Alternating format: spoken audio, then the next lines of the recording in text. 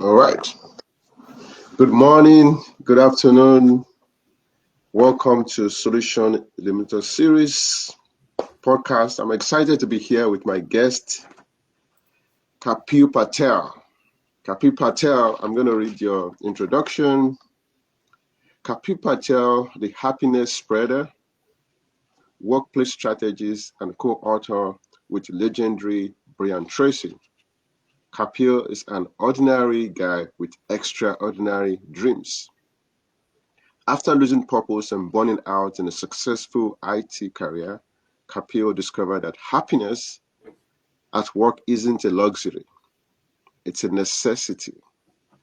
Since then, he has interviewed hundreds of youthful, purpose driven individuals, studied the science of fulfillment, and created the GPS for Happiness TM framework to help organizations to turn disengagement into joyful ownership. Kapil co founded a multi-million dollar IT services company and founded Inspiring Happiness at Work to build purpose fueled, high performing teams with the vision of empowering 10,000 employees by 2027 to take the charge of their growth and fulfillment. Let's learn how to spread happiness. Please help me welcome my guest, Kapil Patel. Thank you, Dr. Toluleke, and your audience and friends. I'm excited to have here. Good, thank you. Thank you for being here. Yeah, let's get the ball rolling. So when I have conversations with people, and most especially when I pray in the night with my kids will pray about happiness, and they would say, God, make us to be happy. And for me, I was like, oh, is that even important? Because I feel like adulthood have taken that necessity of being happy away. Because you, as an adult, you just think about paying the bills and keeping the roof on the head. But here is this young kids of mine thinking about happiness and praying about happiness. And that's not a prayer that you find me pray often, because I was like, oh, if I can pay the bills, keep the lights on, the assumption is that I'm happy, and happiness can come on and off along the way. But then you said in your introduction that you discovered happiness at work isn't a luxury, but a necessity. How did you come about this? Um, Thank you for asking that great question. Uh, Whatever we do in our life, we do for one reason, which is to find the joy and happiness. We wanted to have a better job so we can be happier, make maybe spend more money on vacation or buy bigger house. Why do we do that? To be happy, right? Why people get married? To be happy. And unfortunately, when you are not happy with your spouse, people Hmm. get divorced to be happy. Yeah. Right? So ultimately we do, like, to find that eternal joy, true bliss, true happiness, right? And I have various events in my life which help me to start looking for inner happiness rather than the external happiness. And we work, most of the people work 40 to 50 or even 60 hours, um, and in a week, for the age from 25 to 65, which is our prime period. Yep. And unfortunately, Gallup survey says 70 to 75% employees, they wait for Friday to be happy. As soon as the Wednesday comes, they are looking for Friday to be happy so they can finish their work and find the joy at work.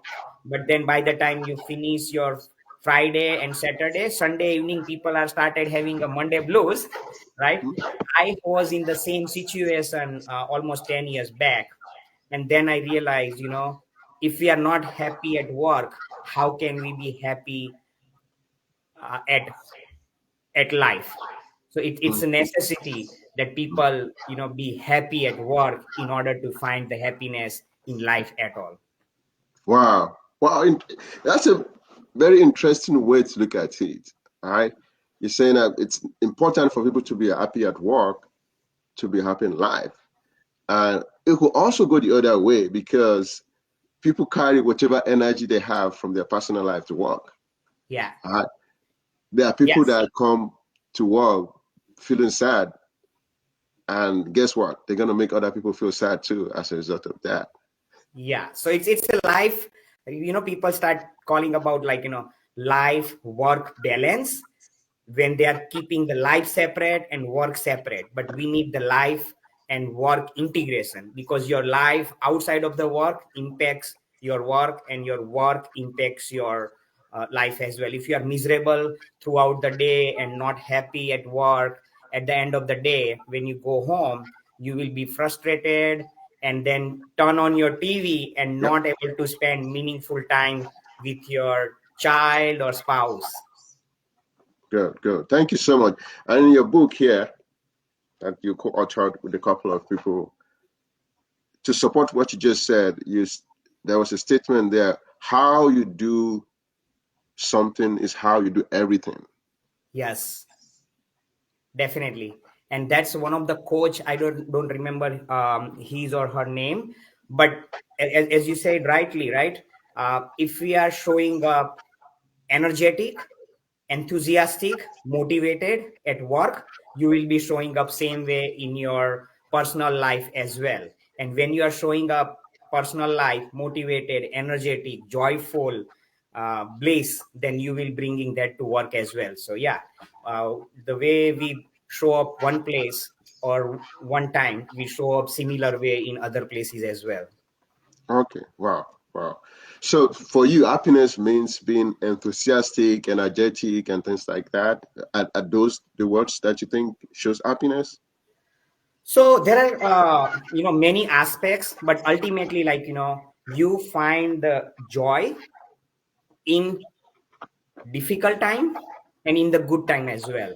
You are that's the ideal state, right? You don't, like, if someone is angry on you, of course we get upset, but then immediately you try to come back as soon as possible, which is Tony Robbins says we need to come back into our beautiful state of mind. How long we stay in the beautiful state of mind, it's not about, like, we will not have problem, we will not have challenges, it's not Hmm. we will not cry at work. Yeah, we might cry at work as well, or outside of the work, but it's basically how we bounce back soon, especially in our mindset, right? Often sometimes people, when they're angry or upset, they keep that energy for days, for months. And sometimes if you are in those unfortunately depression or bad states, we go through the months and months without basically coming out of that state, right? So Hmm. either you can be in a beautiful state or suffering state. Hmm. So sooner we move from suffering state to the beautiful state and stay as long as more in the beautiful state, that's what I call it, happiness. Everyone has their own definition, but Hmm. that's I have explored that might be the right definition for me, and for many people, to stay in the beautiful state of mind as much as possible. Wow, thank you for sharing that. So happiness for you means staying in that beautiful state of mind as long as possible. One of the things you mentioned just now is being happy during the difficult times. And you talk about being able to release the energy. So what would be the advice you would give people when they go through homelessness, death in the family, and things like that, and they have some emotions that they are keeping to themselves? How would you recommend that they release such negative energy so that they can move into those beautiful places that you mentioned? That's the beautiful and very important for all of us to come back to the beautiful state as soon as possible. I'll tell one story. It was 2022, almost 3 years back. Within 6 months, I lost 11 pounds without doing any exercise or without doing dieting. Wouldn't you want to be learn the technique or idea how to lose the weight without without doing anything? Definitely, right? But I would say whatever happened, I don't want anyone to go through that, because that was the most difficult phase of my life. I was going through the mild depression. In fact, even like, I had a mild suicidal thought as well during that time. I was almost fired from my job because I was not able to deliver my work. I used to wake up at 4 o'clock, and then stay in the bed. I didn't feel like getting out of the bed, in spite of I have so much work to do. Hmm. So it's that in the state of the energy, it's so difficult when we are in that state. And I was beating up myself more because I was considered by friends and recognized by other people as a very motivated person. I myself, I feel like, how can I do that? So I was more critical on myself. But in case if anyone, you are going through that difficult time, or if your friend or family going through the difficult time, we are human beings. Accept that it's okay to go through that. And in during those moments, there are many things help. The number one things help me, my friends and family. They were the amazing support during that time. That's why I was able to bounce back very soon. I had a sabbatical leave. I made all the bad decisions on professional level and even the personal level, but my family and friends stayed together. So build your network, build your keep in touch with your friends and family, help them whenever you have good time and they need your support. So when you need the support, they will be there. So that's the number one. Second thing, this is something I have learned while attending the Tony Robbins UPW, Unleash the Power Within training, that changed everything. I would highly recommend that. And in that, I learned one technique, which is called when you are stuck in your mind, you cannot get out of your that state using the mind. You have to use your body, you have to move your body. And what I have learned, I will share that video later on, but you do breathing exercise along with the physical movement. It's called, in ancient language, it's called brastika pranayam, where basically, you just move your hands and then breathe in while moving your hands up, and then forcefully breathe out. You do 3 times 30 sets, which is like it takes only 3 minutes. But why it's so powerful? Because you are now moving your body. When we move our body, we are changing the state of our body, and we are changing the state of our mind. I Hmm. didn't feel like getting out of the bed, but now at all, whenever I am this situation, I know how to get out of in that in a snap. It just takes 3 to 5 minutes, and you are out of that state right away. And you followed with some great gratitude exercise, and also like, what are the 3 things, or 3 goals you might have excited about. So all these exercise, Tony Robbins call it morning priming technique. So Hmm. once, I will later on share this video as well for you and anyone else. Wow, thank you. That's very practical. Very practical. Thank you. Thank you for sharing that. I'll Yeah, try that. I'll try that. definitely, Because definitely. you always have those difficult mornings about, oh, do I really want to go anywhere today? Yes, it says like, how you start your day. If you're starting your day well, then your day is well, then your week is well, then your month is good, and all of a sudden your year is good. And if you have year is good, and you have more years like that, and then your life is better as well, life is good as well. So owning your morning, don't start with just coffee, right? I drink tea as well, but Mhm. not right away in the morning, because it sucks all your that sugar sucks your energy. You need something to energize, and take some 5 minutes, 10 minutes, whatever time you can for yourself in the morning. Own your morning. That is the key.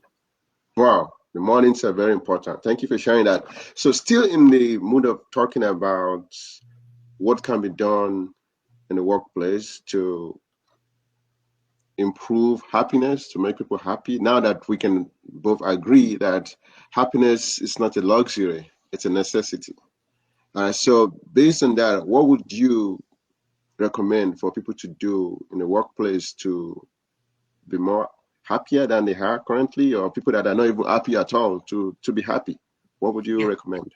Definitely. Before we jump on, let me little bit more emphasize on why happiness at work is important. We touch little bit, but I will tell you some of the statistics from the book called Happiness at Work. Uh, Jessica has done really amazing. She and her team has done lots of research why happiness pays off. So let's say if you are an employee, when you are happy at work, you will get promoted faster. When you are happy at work, you will earn more money. You will get more support from your supervisor and your colleagues. You will generate better, and you will make more money for yourself and for the company as well. You will be more creative. Not only Mhm. that, you will achieve your goals faster, receive more appreciation and great reviews from your colleagues and supervisor, and you will be healthier and happier as well. If we talk about the number, the people who are happy, they have 180% more energy. When you have more energy, you will accomplish more. Energy is the most important aspect of our life. At the end of the day, if I don't have energy, I'm not in a mood to tell a bedtime story which can build the character for my son. But if I have energy, I'm going to happily do that, and that will not make me happy, but build his character as well. So that's just one example. 108% more engaged. When you are more engaged, Gallup survey says you get more, companies get more profit, almost 23% more profit, 40% more, 40% better quality, Mhm. almost good percentage of number. I'll just tell you the exact statistics. Yes, 23% more profit for the company, 10% more in the customer loyalty, 41% in the better quality, or less defects. 81% employees are less absent when they are more engaged, and 18% in productivity in the sales and other way, and 66% employee well-being. So it's, as I said, right, happiness at work is not a luxury, it's necessary, and that's so important. So now, why, as we covered why, right, how can we be happy at work? So I'll just give you an example, right? um there is some background noise. I don't know what's going on. Yeah, can you hear me? Yes, I can hear you. Okay, all right. Okay, so there is some kind of echo. Are you able to hear the echo? Yeah, I can't hear anything. I can hear you, but I'm not hearing any echo. Yeah. Okay, then we are good. Okay, so happiness at work, how can one can achieve, right? So there are multiple aspects, and in, again, the Happiness at Work book, Jessica said that there are four capital, right? Most of the companies focus on financial capital, right, how companies can make money, and then also they focus little bit on human capital, how to give them the skills, how to give them the necessary tools, and also whatever needs to be them to get the high financial capital. But then she shared about two more capitals. One is psychological capital, and also social capital. So Mhm. it starts with psychological capital. Then when you have higher psychological capital, then people build on the social capital. When you have higher psychological social capital, then you have a higher human capital.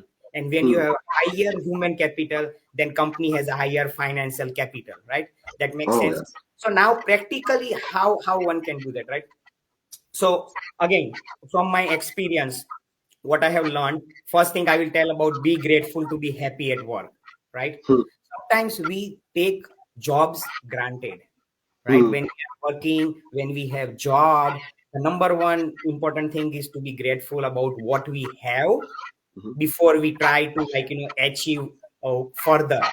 So it's like we are satisfied with where we are, what we have, with the manager we have. And Mhm. that experience I have learned from my first job at KFC. Mhm. After I finished my master's from UK and Mhm. have a $50,000 of debt, all I got a job in KFC, Kentucky Fried Chicken. Not to develop the software, because I was an engineer, but not to develop their software, but the mop the floor, Oh. utensils and Yeah. toilets. Oh. So that was the, at that time it was the toughest period of my life. And one of my friend, he gave me the book called You Can Win from Shiv Khera, and that book changed my life, changed my character and my thought process. And one of the important thing I captured was be grateful. Then I have learned, there are many people who don't have even job. At least I have a job, right?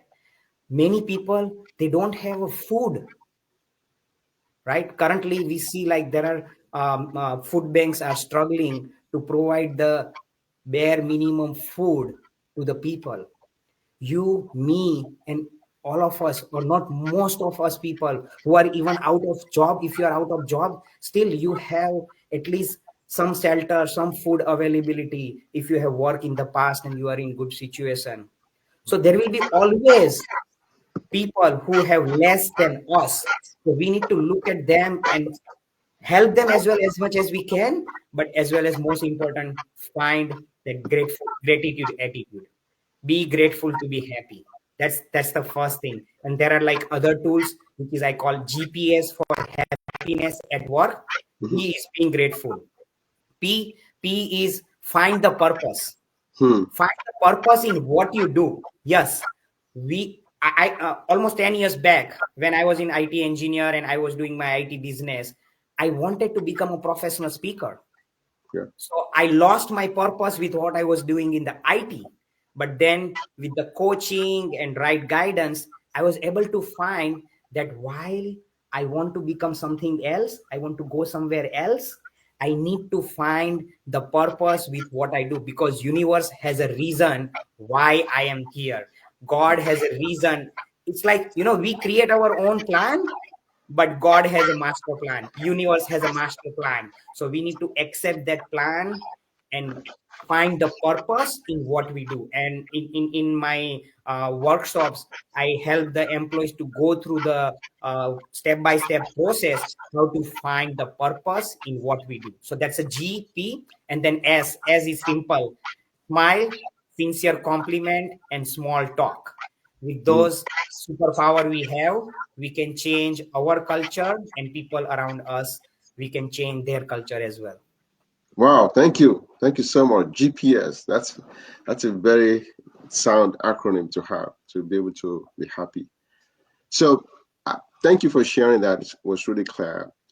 One of the things that also happen when you work with people is the expectations that they have of you and the expectations that you have of them.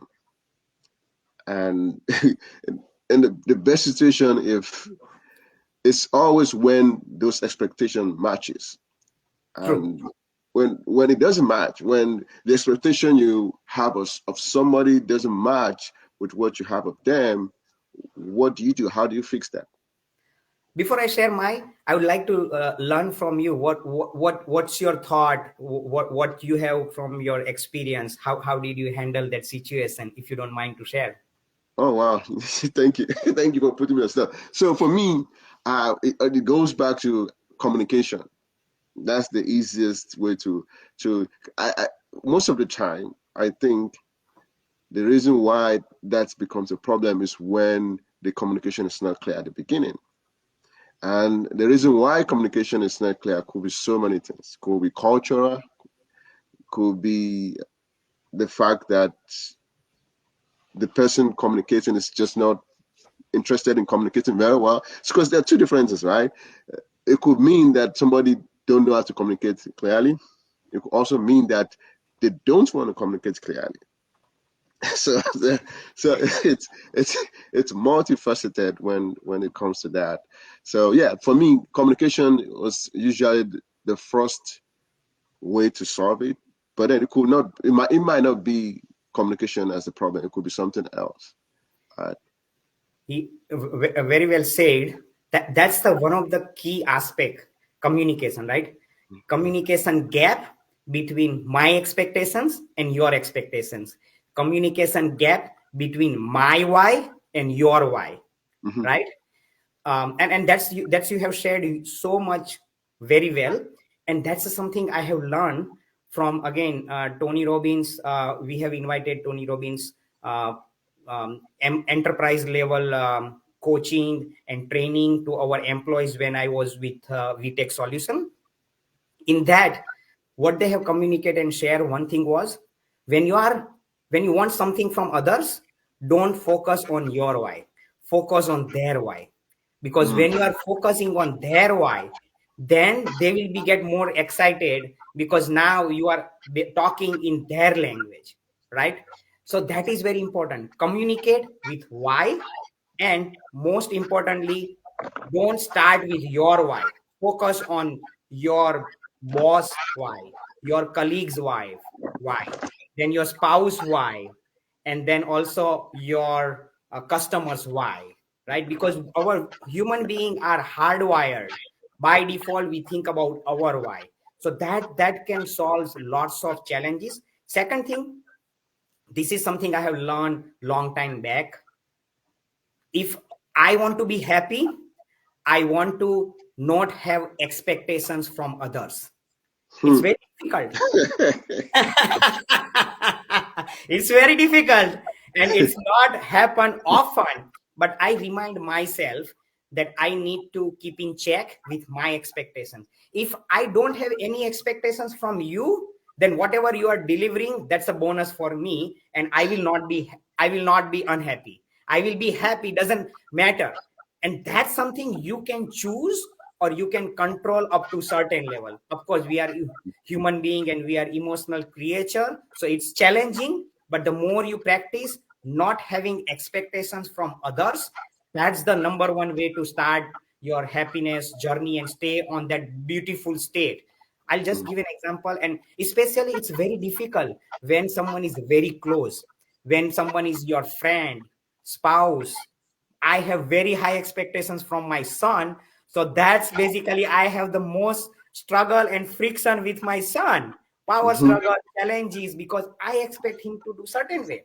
And then same, my spouse expect me to have a certain way. And when I am not doing that way, then she will not be happy. If my spouse doesn't do what my expectation is, I will not be happy. So Mm. these are very difficult and important aspects at work. Of course, you don't expect from others, that's the number one. But then remember, you can change that perspective, but you don't expect that other people will not have expectations from you, right? Oh. They will have still expectations, even though if you have realized that you don't want to have expectation. So you do your best, whatever you can, as per the expectations of others, whatever you can best, right? It's still, no matter whatever you will do, there will be always some higher expectations. So still you try you do your best. And one thing very beautiful I have learned recently, I was watching one movie, just a couple of days back, and in that, uh, one person, it's a little bit like very spiritual level concept, but I'll still touch on a little bit. So the guy, the guy, the man had a found his government very prestigious job, but he did little bit by bribing someone. So it was someone else turn, but he got the job. So other person didn't get it. But then as the karma, what karma was doing it. So now, and he did it because he wanted to impress and get the, his wife, his, the girlfriend to get marry him. Mhm. Before the marriage day, he was stuck in the loop where basically on the 29th, the 30th of the marriage day was not coming at all. So he was stuck in that loop. It's like in our life, when we do the karma, we stuck in our karma if we are not doing the right way karma, right? So he has to make a choice. Either he has to basically accept his mistakes and allow that person to get his job, because the other person was doing suicide because of very reason, because he was not getting the job or whatever, right? And then if he tell the truth and give up that, then his fiance, she said that if you do that, then you will not have job and I will going to commit suicide. So now he Hmm. has two difficult choices to make, right? Hmm. So how do you make the decision? One thing was morally right things to do by doing the right thing, and then he was stuck in that loop. So same thing, when we face any challenges, at the core level, we know what is the right thing to do. So Mhm. do the right thing no matter what. It's very Hmm. difficult, but whenever you do the right thing, and then you let the consequences decided by the God, because in your heart you did the right thing. In the same way, in the expectations, you do the right thing, not just because someone has expected, but if it's morally incorrect, morally Mhm. not right thing, right? If Mhm. your boss has some goal to achieve, and then he say, you lie to your customer or manipulate the customer, it's tricky situation. So you go deeper inside what is the right thing to do, ask what are your core values, and make the decision best possible. And at least you have done the right thing, so at least from your side you will not have regret. So its expectation is very difficult to meet, but then doing the right thing with the right mindset will definitely help, hopefully. And again, I'm not an expert in that area. Okay, I face challenges, I fail often. I'm on a path to learning that. Wow, thank you, thank you. A couple of things there. It's better to have no expectation. People will argue for low expectation, but you're saying no, no. That's something to think about. Start with low, and eventually you can go to the no expectations. So you also talked about doing the right thing. You're assuming that people know the right thing to do. That's an assumption. For institutions whereby people don't know what to do, and in this environment, asking is also a big problem. Asking for help is also a big problem. And that will lead to my next question around that. For people who genuinely don't know what to do, don't know the right thing to do, but hey, they have a problem, they don't want to ask. Because in this environment, people who ask questions are the dumb people, right? That's that's the assumption. So how would you help such a person? People who don't know the right thing, but they don't want to ask. I think number one, most of us, we know at our core what is right thing to do, right? The problem is, more we start crossing the boundary of what is the right thing to do, we are going in the wrong direction, right? And once we start crossing the boundary of, okay, yeah, I think, like, it's okay to little bit, manipulate in my text, because and we will come up with some excuses and reasons, right?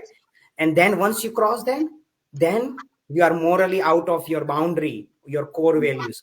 Now you will say, okay, people does that more than what, more than that, let me, it will be okay. So you are, the more you start doing on the wrong side, you will start deviating from the which is the right path, right? Mm-hmm. Same thing when you start doing small step on the right side, right? When you have that core values, and then you will start doing the right thing on the slowly. It doesn't happen like, it's like, okay, I'm going to tell the truth to everyone, Mm-hmm. no matter what. No, Yeah. if you have been lying a lot, it's not going to happen, and if it happen, your life will be disrupted, right? So at least one step at a time, and you just reflect yourself. That's the number one. Like, you have to go to your core.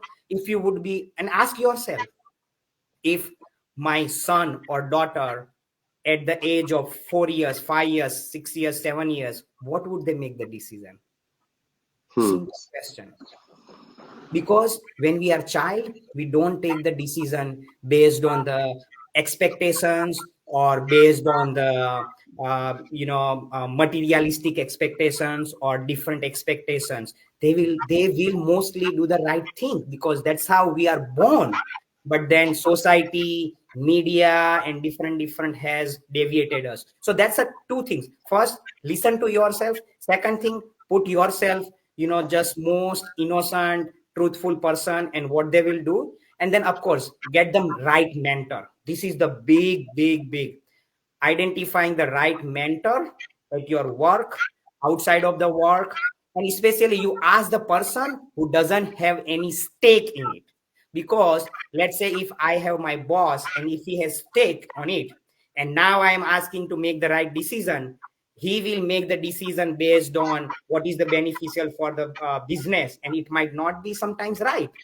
I will share one story. I met one of the guy, like I met recently. He's a kindness spreader in Ohio. His name is Stuart. He's really amazing. He has been helping almost 3,000 plus schools in USA, where they are introducing different kindness programs to the children, how to be kind, how to, like, do things with the kind. And he shared one example that one of the employee, he knew what was wrong, right? But then where he was working, his boss or the owner has manipulated him, and he said that, okay, you need to give this instrument to their customer or something. So it was kind of a bribe, but he basically, like, he knew something was wrong, but he didn't listen to himself, and he listened to his boss, where his boss has a stake in it, right? Yeah. So then eventually he got caught, and Huh. then he got jailed, right? So first thing, he knew what he was right. His heart was telling that something is wrong, but he didn't listen. And then whom he listened?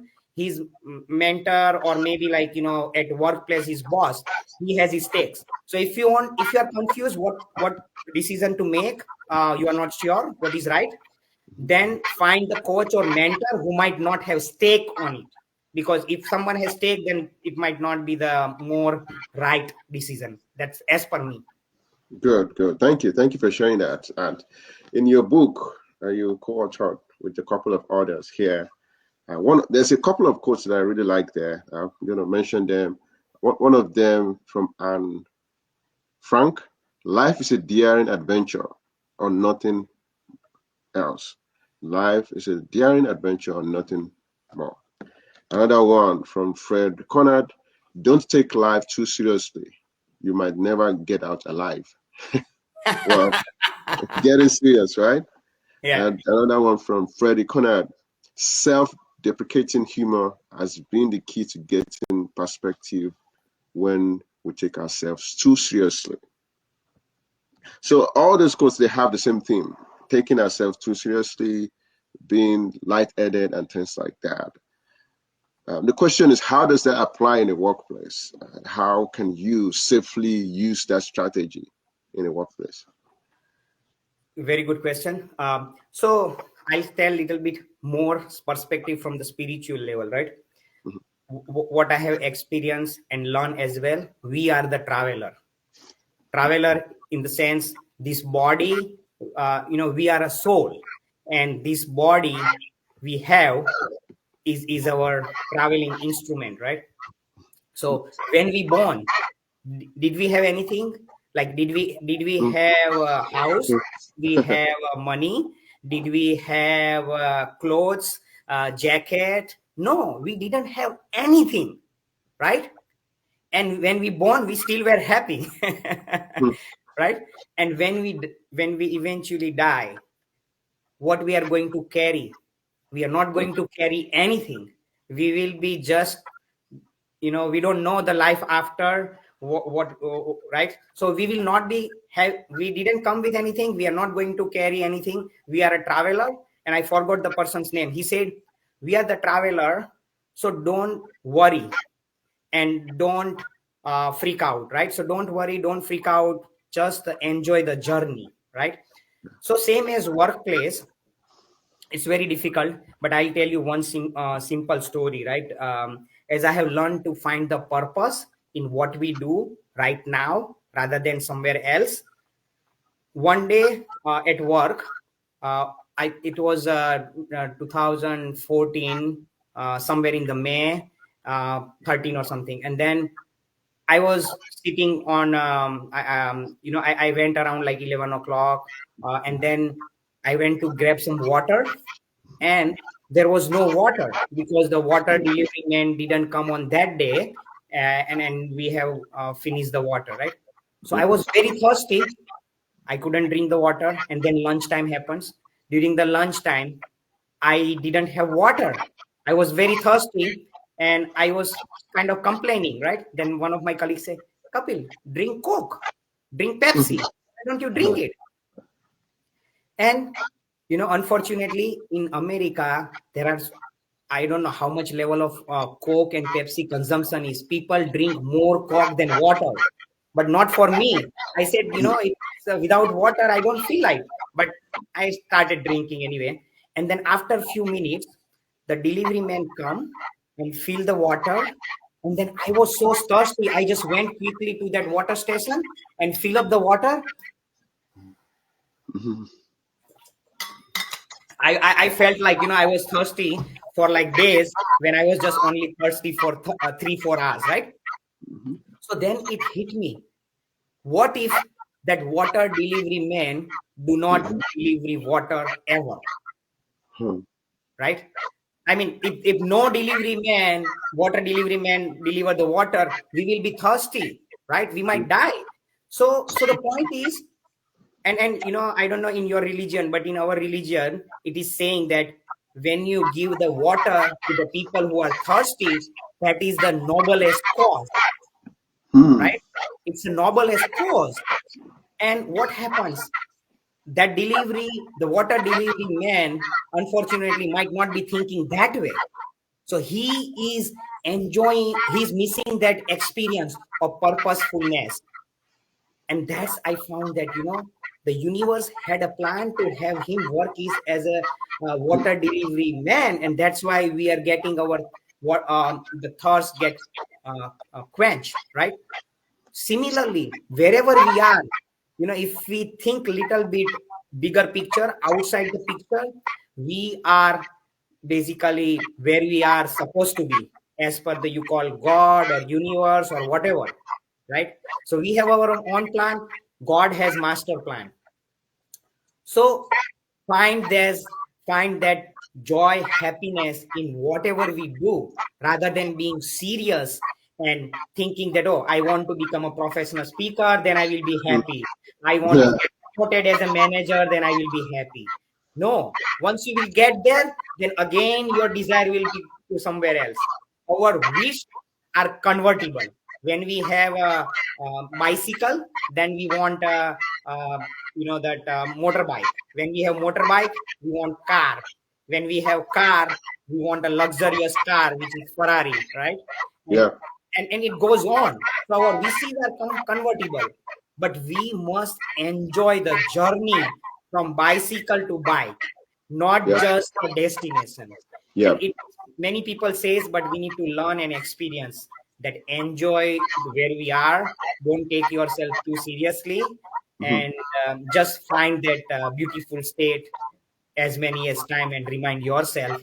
And then again, do your morning priming with some meditation or gratefulness exercise that will help you practically to achieve that. Wow. Wow. Thank you for sharing that. Thank you for sharing that. It's almost like as we go through life, the goalpost is being moved at every time. Like you You're scored a right. goal. Like the next time you're trying to score a goal, the goalpost is going to be moved to a much More. different place and things like that. And the way to really explain it is to use the video games, right? And for people that play video games, I used to play video games a lot. When you start from the beginning, level one, right? It seems like, oh, this is difficult. When you get to level two, this is even harder. Then you see level one, you say, well, that was easy, right? Yeah. So it's and also in a relationship, right? For people who are looking for a partner, it feels like, well, getting a partner is the hardest thing. But you get a partner, it feels like staying married is it's even harder than that. Yeah. Yeah.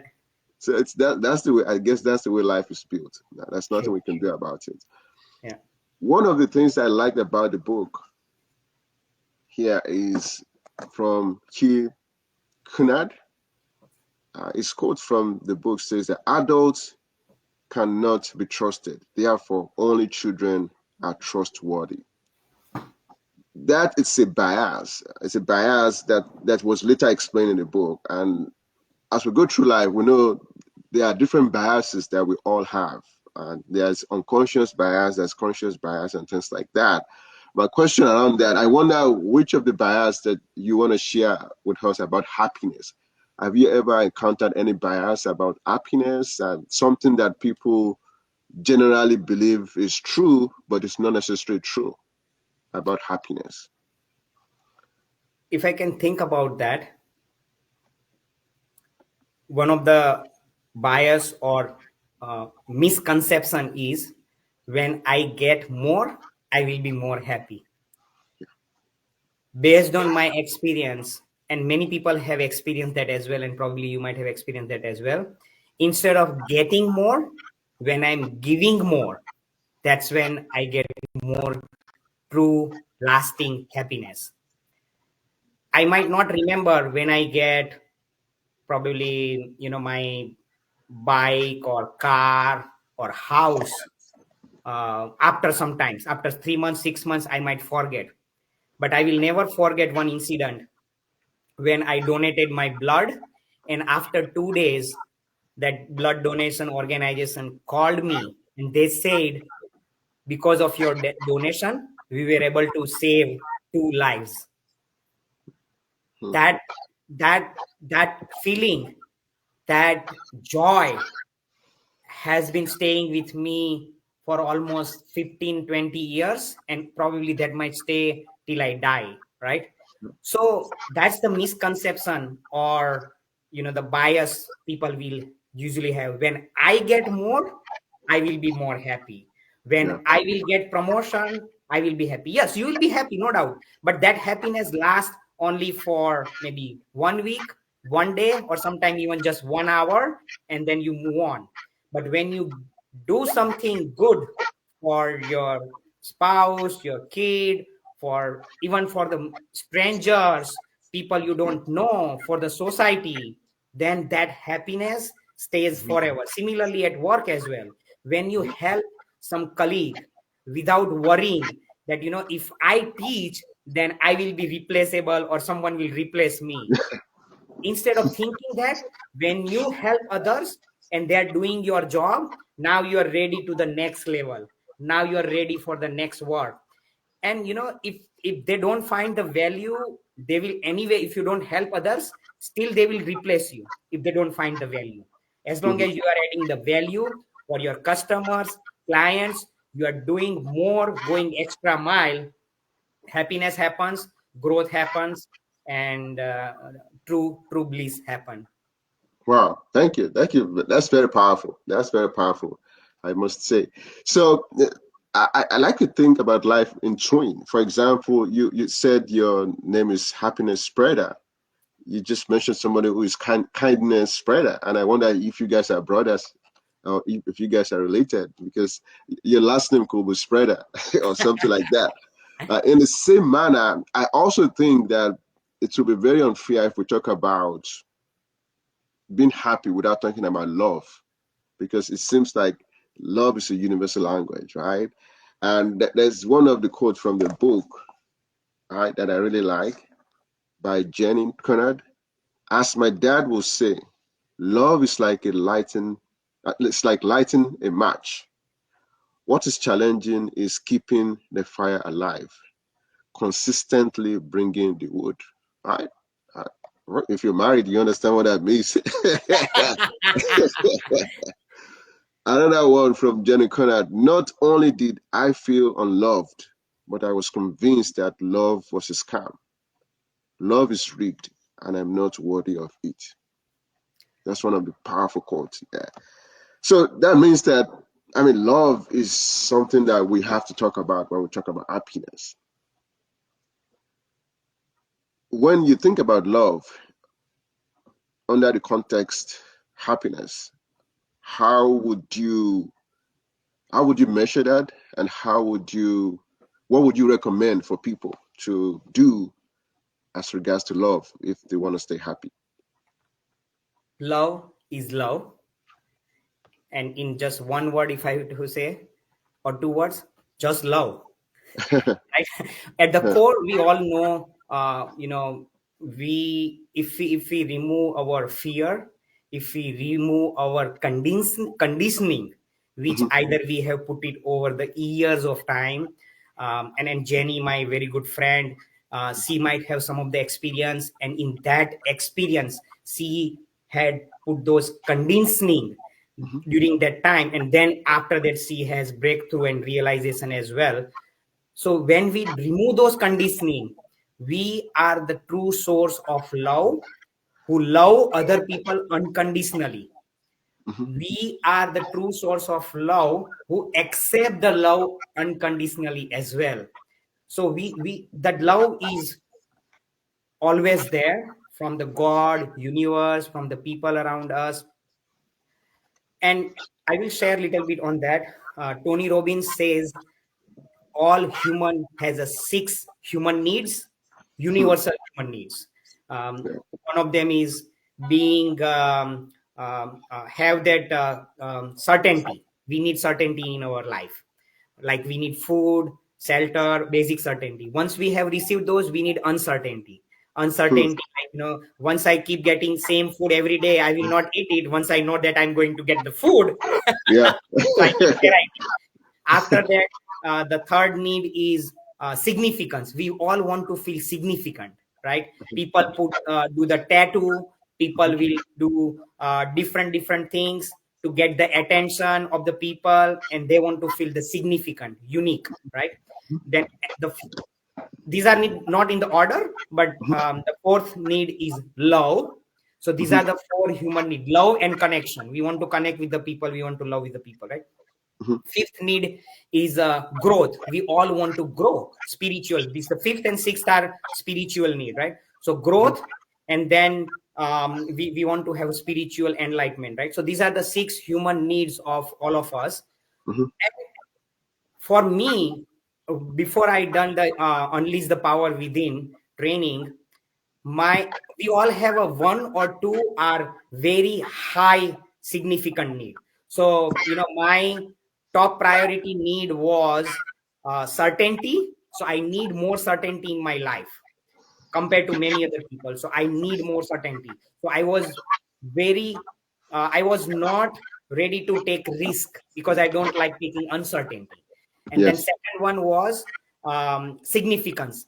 I would love to speak or different spaces, places, and get the appreciation, acknowledgement, right? So those are my high needs were there. And then once I learn a little bit more, that if I want to really spread joy and happiness for others, and also I want to have a beautiful state of mind, I need to little bit adjust in my needs of the priority. I need to operate with the love. Yeah. I need to have more loving attitude rather than worry about certainty, right? So when I'm with my spouse or when I'm with my partner, instead of having those fear where I need to hold on the certainty, I bring out myself and then say, if I am a loving child, if I am loving unconditionally, what decision I would make? So Yeah. that is shifting. And then now, instead of certainty, I am little bit more operating from the uncertainty, Yeah. embracing the uncertainty. So now, if I'm okay with the uncertainty, then I will have less friction and fight with my son because I Mhm, want certain action, certain behavior, certain attitude from him. So this is what my invitation is. Understand about these six human needs. You can search Tony Robbins six human needs, and what are your two human needs currently. Usually we might have forgotten other needs when we are child, and when you said, like, when child are mhm. unconditional source of Yeah. love, you Mhm, love and accept the love, mhm. they operate from uncertainty. They are not Yeah. ready or worry about taking the risk. They will put the hands in the fire and jump from anywhere, right? Mhm, So they embrace the uncertainty and they embrace the love. They will hug you when they are very little, and then they grow, and then they stop hugging, they stop mhm, kissing, they mhm, stop saying, I love you, I care mhm, for you.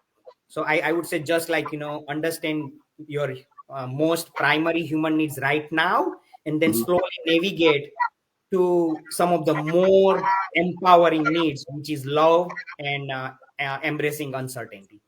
Wow. Thank you. Thank you for sharing that. Still on that love and this kind of thing, it's a good opportunity to learn a little bit about the Indian culture on that this context. So, how would you describe dating committed relationship, marriage in the Indian culture? That's a personal difficult question to answer. You put me on the spot. I would say when it comes to marriage, see, there is always pros and cons, right? Mhm. So the context of the marriage in Indian and then the Western culture is little bit different. In Indian culture, I would say many marriages have been operating from the need of certainty. Yeah. It's a good and bad. Good is Mhm. good is the best part is, when there is a first problem or first fire, people Mhm. will not people will not say, oh, I want to divorce, right? Yeah. So unfortunately in Western world, the first divorce rate is almost, I believe, 60% or more than 50%, which is not good for the society, for the children and anybody else. While in India, probably, like, if you look at maybe 10 years or 20 years back, almost there was no divorce, or maybe, like, 1 or 2% divorce, right? Yeah. So that's a good part, not Yeah. having divorce, having a good bonding, not just giving up, like, one first problem or two problem, and then you said, okay, I'm done, my honeymoon Yeah, period take is this over, love. now I found the real you, and let me find another partner, right? So that's the best part about it. But then on that, the problem is certainty again. People don't want to leave marriage, even though if they are, like, really really tough or really really hard, and probably maybe they might not be not compatible. And now they are not operating with the love. Now they are operating with the fear. Now they Mhm. are operating with the, oh man, if Mhm. I lose my partner, how I'm going to manage my finances, how I'm going to face the society, right? So that's, like, not operating with the love, but operating with the fear and certainty sometimes. So that's little bit, cons as well. But the best part about is, like, when you weather the storm and difficult time, and then it says, like, you become a better person during the difficult time, you become the better human being, it builds your character. So that's best part about it. And then again, it's a challenge Mhm. for many of the couples, identifying the difference between operating from the certainty and fear, or operating from the accepting the uncertainty and love. Wow, thank you for sharing that. Yeah, that was very good. I mean, that's a good table topics right there. One of the well, we're wrapping up. Just like two questions more now. One of the things that affect happiness that I've experienced is the misconception about an individual. People looking at somebody that they don't know very well, they don't want to spend time to get to know the person, but they want to jump into conclusion about the person on the surface, like the things that you hear, chit, chit, chit, chit, chit, chit, chat, and you're like, oh yeah, this person is bad, and you just run with it. You don't want to get to know the person anymore. So the question for you is that around that, what is the misconception that you think have been directed to you as a person, and what is the misconception that you think has been directed to you as a as somebody from India? I think it's let me share from philosophical point of view. I have not fully experienced yet, but Hmm. I have experienced that glimpse of it, that you, me, and every person on this planet are one. Yeah. There is no Dr. Toluleke and Kapil Patel or someone else. We all are one. We are part of the universe, right? When we die, we become the ashes, which is like, we all are energy in one level, or we can say we are all uh, part of the God or universe. So we Hmm. are all one. If we, like, take out the blood, then it's the same blood color for Yeah. you, me, white, anyone, everyone has the same color, right?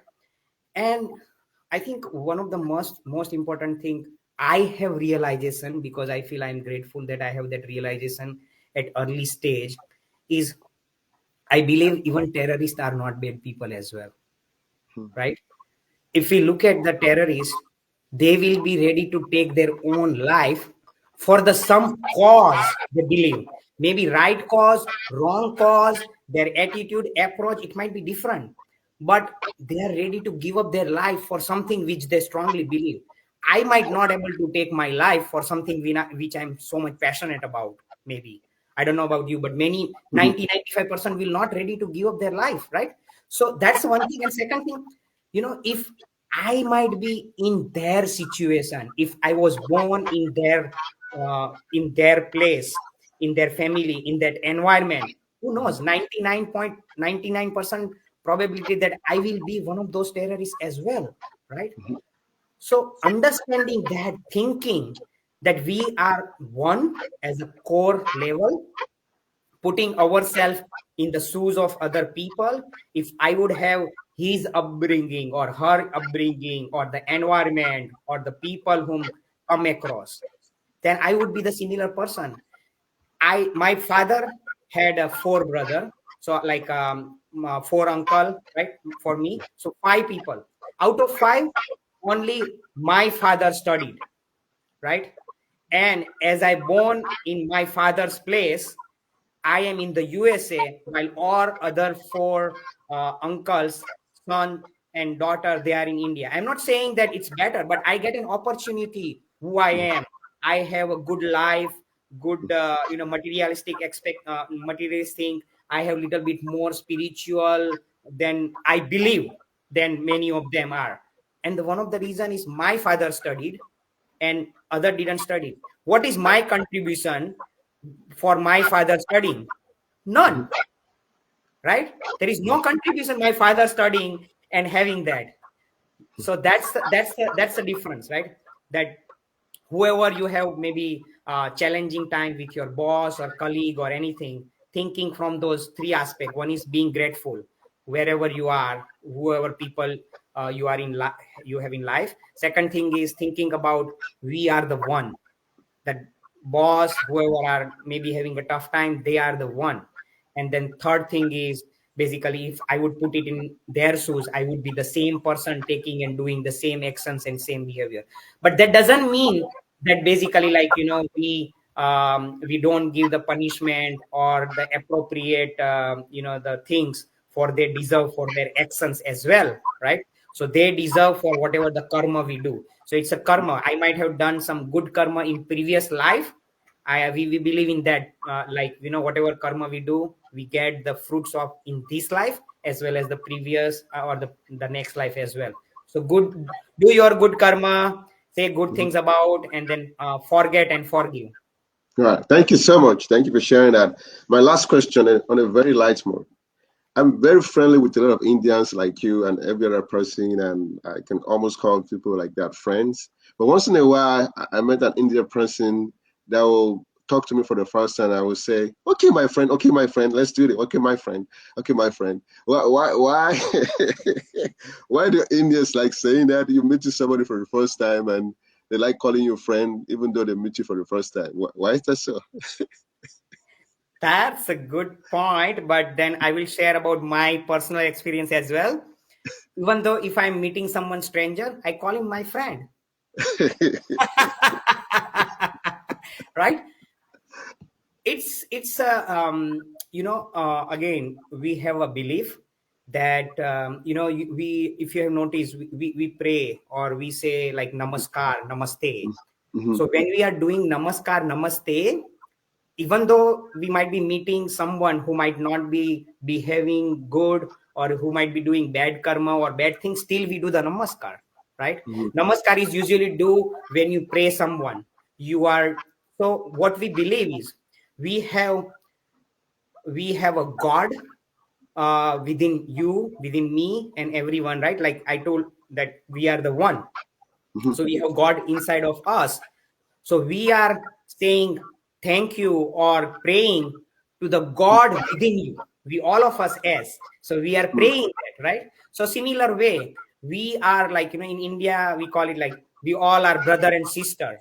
mhm. Like we have 1 billion, more than 1 billion people, but we call it all brother sister.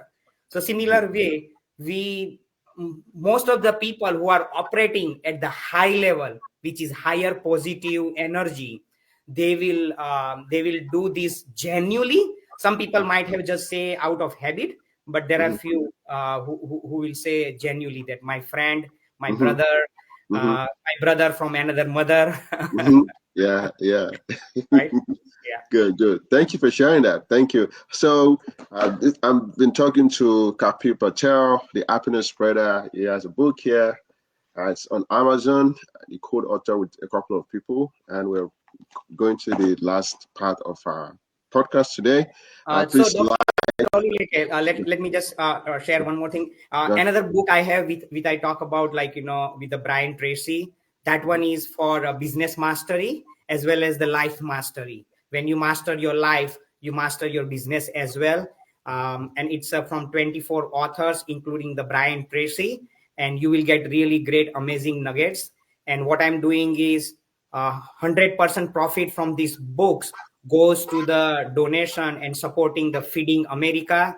This is one of the challenging time where we need to support more. So feel free to buy this book where you are uh, gaining your knowledge as well as your helping to the society. So my mission is helping and donating 50,000 meals in 3 years through the book selling, as well as helping 2,000 underprivileged children for their education. Wow, wow, that's a very laudable cause that you are engaging in. Thank you for sharing that. Again, our guest today, Kapil Patel. Please like, comment, and if you want to be a guest on this, there's going to be a form in the comment section for you to fill out to be a guest on our podcast. Uh, Kapil Patel, the happiness spreader. Would you like to say something as we end the session today to the guest? We all have happiness within when we remove the fear and conditioning. I want you to find that pure joy.